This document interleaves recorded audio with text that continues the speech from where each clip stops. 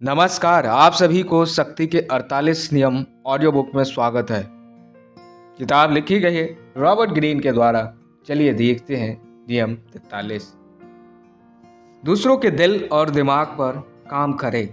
विचार बलपूर्वक दमन करने से एक प्रतिक्रिया उत्पन्न होती है जो अंततः आपके खिलाफ काम करती है और आपको दूसरों से इस तरह प्रेरित करना चाहिए ताकि वे खुशी खुशी आपकी बताई दिशा में चल पड़े। जिस व्यक्ति को आप इस तरह से फंसा लेते हैं वह आपका वफादार प्यादा बन जाता है। दूसरों को फंसाने का तरीका उनके व्यक्तिगत मनोविज्ञान और कमजोरियों से लाभ लेना है। उनके प्रतिरोध को नर्म करने के लिए उनकी भावनाओं पर काम करें।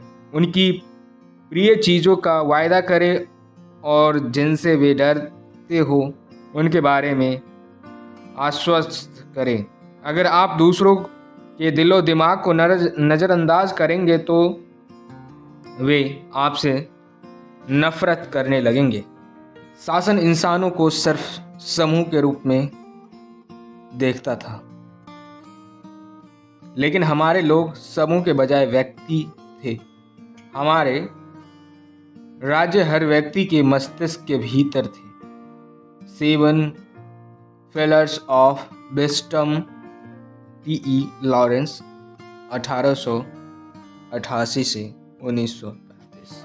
शक्ति की कुंजी। शक्ति के खेल में आप ऐसे लोगों से घिरे रहते हैं जो बिना स्वार्थ किए आपकी मदद नहीं करेंगे।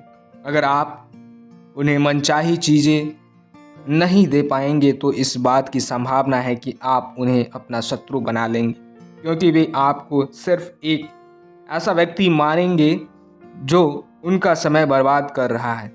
इस ठंडेपन से उबर चुके लोगों वे कुंजी पा लेते हैं जो अजनबी के दिल और दिमाग का ताला खोलती है तथा उसे प्रलोभन देकर अपने पक्ष में लाती है। अगर ज़रूरत हो तो उन्हें मुक्का मारने से पहले नर्म बनाती है।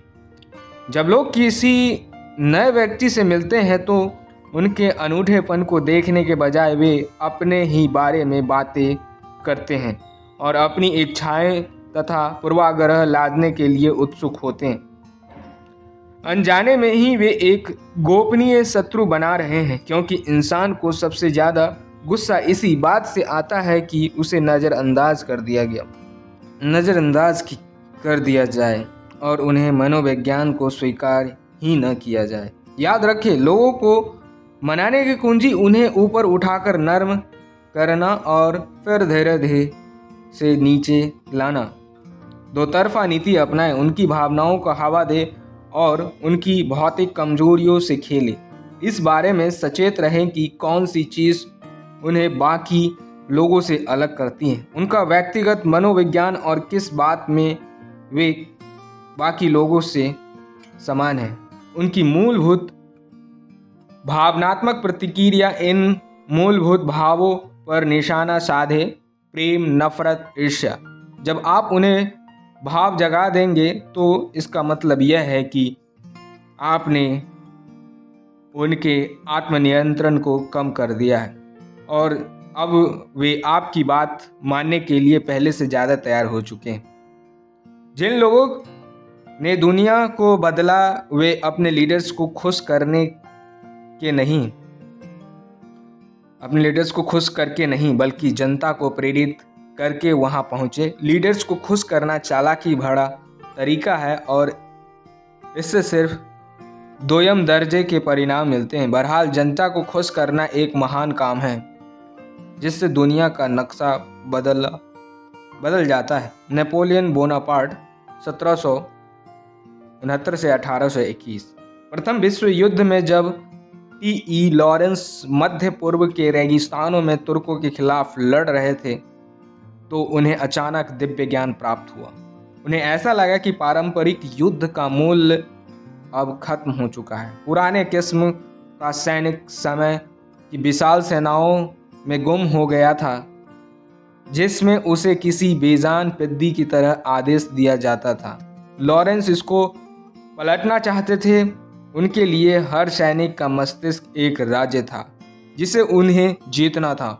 उनका मानना था कि मनोवैज्ञानिक रूप से प्रेरित निष्ठावान सैनिक विधि से ज़्यादा मेहनत और कुशलता से लड़ेगा। लॉरेंस का विचार आज की दुनिया में भी सही है।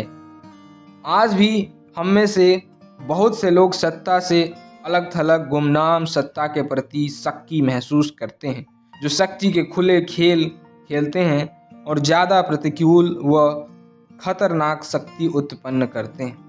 लक्ष्य का पीछा करते समय अपने समर्थकों का इस्तेमाल बेजान पेदियों की तरह न करें। इसके बजाय उन्हें उस लक्ष्य की प्राप्ति का विश्वास दिला दे जो रोमांचित कर दे। ऐसा करने के लिए आपको उनके व्यक्तिगत मनोविज्ञान से निपटना होगा। यह सोचने की गलती कभी न करें कि जो रणनीति एक व्यक्ति पर कारगर होती है वह दूसरे पर भी उतनी ही कारगर हो सकती है। लोगों से अपनी बात मनवाने का सबसे तेज तरीका उन्हें यह दिखाना है कि उस काम से उन्हें क्या लाभ होगा। आत्मरुचि या स्वार्थ सबसे बड़ा उद्देश्य होता है। महान उद्देश्य से दिमाग प्रभावित हो सकता है, लेकिन रोमांचित का पहला प्रभाव खत्म होते ही रुचि कमजोर हो जाएगी। जब तक कि किसी मनचाही चीज के मिलने की संभावना न हो, स्वार्थ ज़्यादा ठोस नींव है। जो लोग दूसरे के दिमाग से सबसे ज़्यादा प्रभावित करते हैं वे अक्सर कलाकार, बुद्धिजीवी और काव्यात्मक प्रकृति के होते हैं।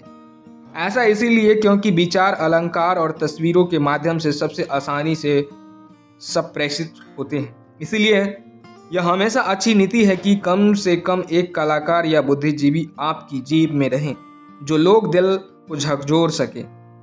अंत में संख्या का खेल खेलना सीखें। आपका आधार जितना बड़ा होगा, आपकी शक्ति उतनी ही ज़्यादा होगी। आपको हर स्तर पर ज़्यादा से ज़्यादा सहयोगी बनाने चाहिए। एक समय ऐसा जरूर आएगा जब आपको उनकी ज़रूरत पड़ेगी। तस्वीर, चाबी का छेद। लोग आपको बाहर रखने के लिए दीवार बनाते हैं, कभी भी अंदर घुसने के लिए शक्ति का प्रयोग ना करें। आपको दीवारों के भीतर और दीवारों मिलेगी। इन दीवारों में दरवाजे होते हैं, दिल और दिमाग के दरवाजे। इन दरवाजे में चाबी के छेद होते हैं। उनकी चाबी खोजने, उसके दरवाजे खोले। ऐसा करने पर आप उनकी इच्छा तक पहुंच जाएंगे और बलपूर्वक घुसपैठ का कोई बदसूरत निशान भी नजर नहीं आएगा। विशेषज्ञ की राय, किसी को राजी करने की राह में कठिनाई बस इतनी सी है कि मुझे उस दिल को पूरी तरह समझना होगा ताकि मैं उसके अनुरूप शब्दों का प्रयोग कर सकूं। जो भी सिंहासन पर बैठे व्यक्ति का दिल जीतने की कोशिश करना चाहता है, उसे पहले तो सावधानी से सम्राट की प्रेम और नफरत की भावनाओं, उनकी गोपनीय इच्छाओं और डरों को समझना होगा। तभी वह उसका दिल जीत सकता है। हॉन फेई त्यूसू, चीनी दार्शनिक, 3री सदी ईसा पूर्व। आज यहीं पे नियम 43 समाप्त हुआ। आप ऐसे ही नियम को जीवन से जोड़े।